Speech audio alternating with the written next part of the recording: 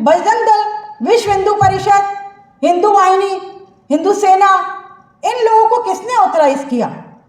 एक लेडी अपने चर्च में न्यू ईयर की प्रार्थना चल रही थी 31 तारीख की रात को, अचानक मॉब गिर जाता है और वहाँ लड़ाई झगड़ा करता है, मार पिटाई करता है। एक लेडी प्रेग्नेंट थी, उसके पेट पे लात मारते हैं, उसका बच्चा मर जाता है और उसकी कोई सुनवाई नहीं होती।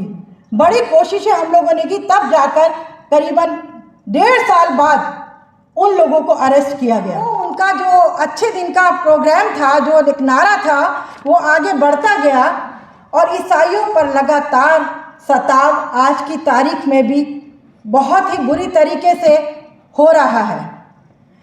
आगे आगे अच्छे दिन बढ़े और कोविड के टाइम में जहां लोग अपने घरों में थे, उस कोविड के टाइम में मैं आपको बताना चाहूँगी अराउंड 200 केसेस हुए कि घर के 4 लोग भी यदि अपने घर में अपने भगवान को की प्रार्थना कर रहे हैं तो उनको भी जाकर इल्ज़ाम लगाया गया और उन पर भी धर्मांतरण का लांछन लगा के उनको अरेस्ट किया गया। उससे आगे बढ़ेंगे, मैं मॉब लिंचिंग पे मॉब वायलेंस पे बात कर रही हूँ। अराउंड हमारे देश में करीबन 13 से 14 स्टेट्स में धर्मांतरण का की जो ये प्रक्रिया है अच्छे दिन की, वो चल रही है।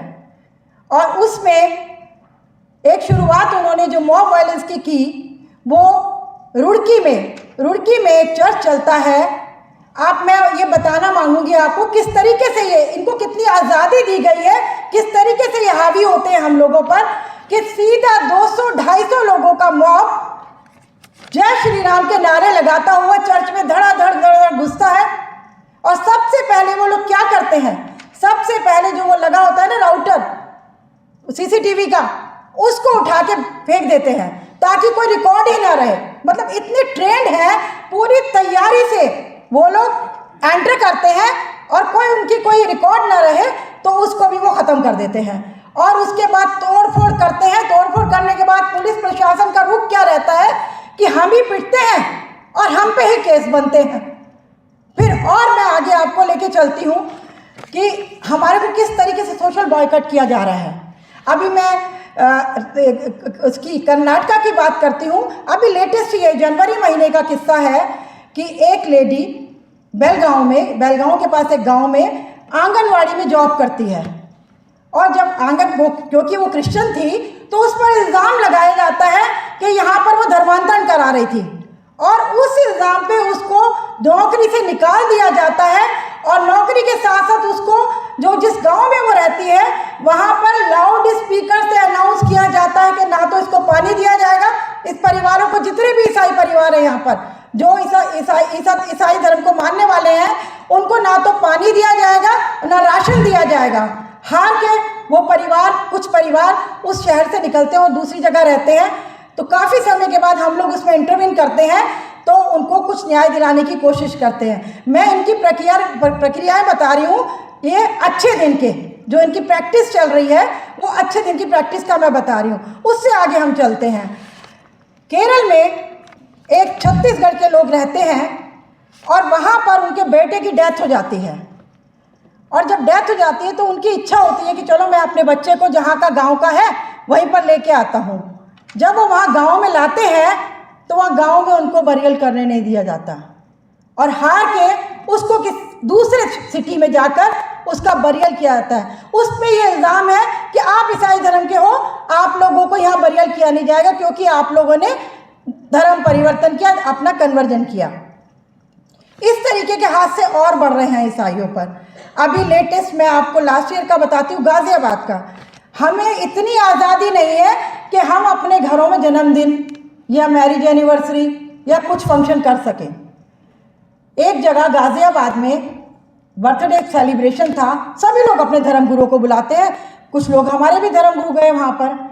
मॉब आता है, घुसता है और कहता है यहाँ पे धर्म परिवर्तन हो रहा है और 13 लोगों को अरेस्ट कर लिया जाता है गाजियाबाद पुलिस से। और पुलिस उनके साथ क्या बर्ताव करती है कि आप चकित हो जाएंगे कि पुलिस उनको लेडीज़ के साथ बदतमीजी करती है पुलिस स्टेशन में।